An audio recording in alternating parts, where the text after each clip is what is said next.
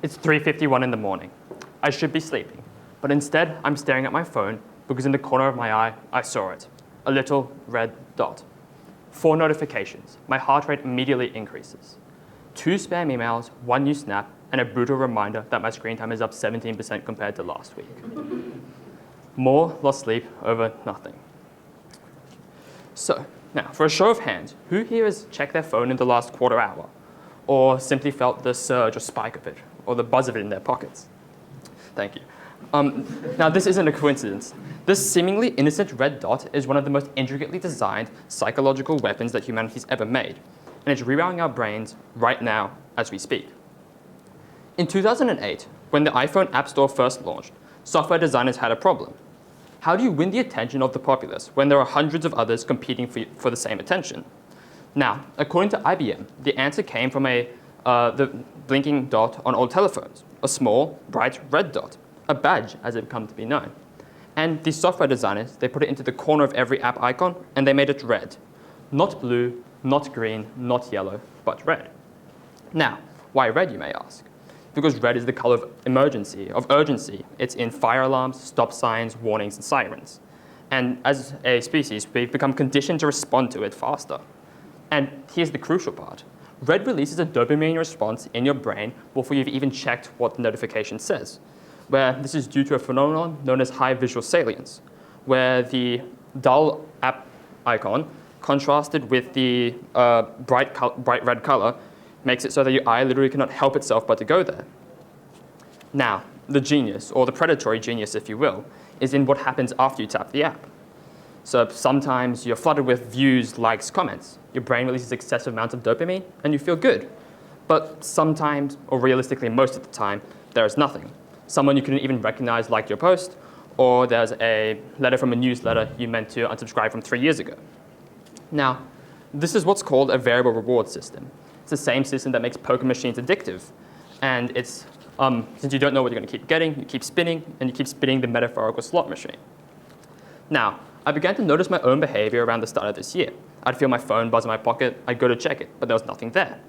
This is what I would like to call like a phantom vibration, where my brain had become trained to look forward to and to expect these notifications, so much so that it had begun to invent them itself, where I'd simply checked my phone with the intention to check my timetable, but I had forgotten what I was meant to be doing after seeing a small red dot floating above Instagram, and my intention had been hijacked by a few red pixels on my phone.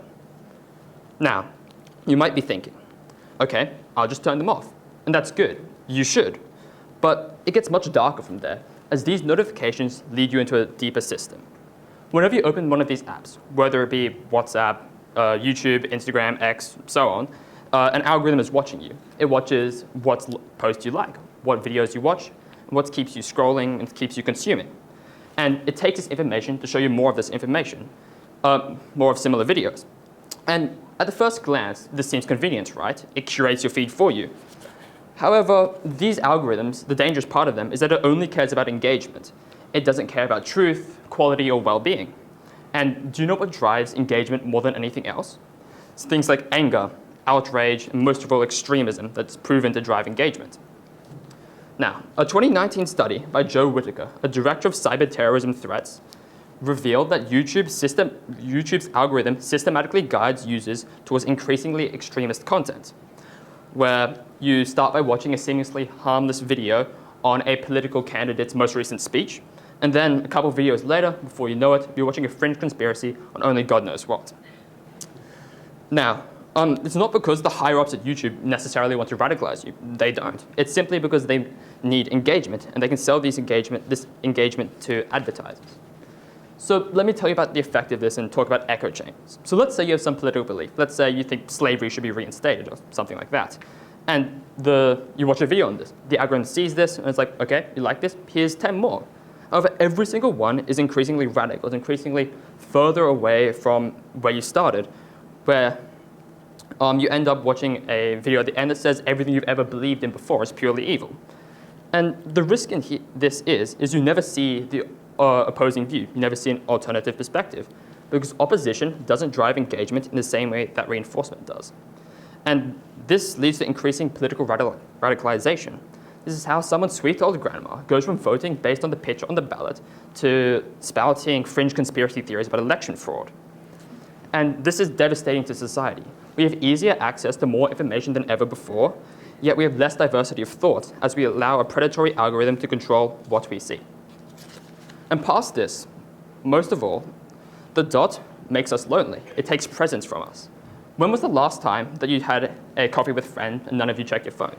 Can you truly remember a time? Now, I'm not saying this to judge. I'm very much guilty of this myself. However, there's research that says the mere presence of a phone in a conversation, whether it just be like face down on the table, you don't even have to check it, will divide your attention and make the quality of the conversation worse. And then, when you're meant to be sleeping, you see the red dot flashing in peripheral vision, you think, okay, I'll check it just one more time, but then you do it again and again, and your brain's never allowed to shut down, it's just left in a constant state of anticipation. And as a result, your sleep suffers, and so does your productivity and well-being. Where the red dot originally gave connection, it now forces isolation upon us. So, you might be wondering, what can you do now? I'm not going to hypocritically stand here and tell you to delete social media. This isn't realistic for most people, as it's becoming a more critical part of life in the modern age. But you can change your relationship with it. On a personal level, you can turn off all notifications. I promise you, there's nothing that urgent on your phone that it can't wait until you decide to check it for another reason. Better yet, turn your phone to grayscale. Then the colors there that previously triggered the dopamine are no longer there to do so. And while these personal solutions are good, we need social solutions, as this isn't a personal problem, it's a collective. And so we need regulation within the algorithm. We need transparency from these companies. And most of all, these platforms need to be held accountable for the manipulation they're designing into their apps. Further, the new generation needs to be taught about how to navigate through this. Media literacy, as it's being called, is no longer enough. We need algorithmic literacy. We need these kids to be able to understand that these algorithms aren't giving them what's best for them, but what's best for keeping them on the platform. Now, if you only get one takeaway from my speech today, here's what I want you to remember. The next time that you see that red dot on your phone, before you open it, think, is this something that I need to check or something I've been conditioned to? Is this something that I want to see, or is it simply dragging me back into the system once more? Thank you.